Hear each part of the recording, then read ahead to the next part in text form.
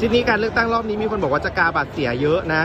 เพราะว่าเข้าไปแล้วเนี่ยอาจจะไม่ได้การูปกากบาทเขาบอกว่าจะเข้าไปการูปหัวใจให้ไทยสร้างไทยเข้าใจว่าเขาน่าจะพูดเล่นกันค่ะไม่ได้นะคะขอให้ทุกคนกาบัตรอย่างถูกต้องนะคะแล้วก็ขอโอกาสกาให้พรรคไทยสร้างไทยด้วยนะคะแล้วก็ไหนๆเข้าไปกาแล้วก็อย่าลืมกาประชามติแก้รัฐธรรมนูญนะคะอันนี้คือท่าอะไรนะคะอันนี้ท่าแบบทางนี้ด้วยครับท่าขอค่ะขอ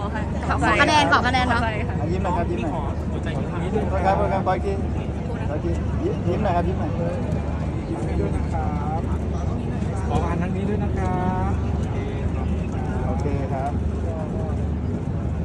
มองกล้อง7ให้หน่อยครับพี่ใส่หมวกลายทหารมองมาด้านนี้นะครับขอบคุณครับ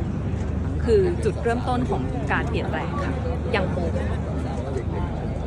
3 2 1ไทยสร้างไทยไทยสร้างไทย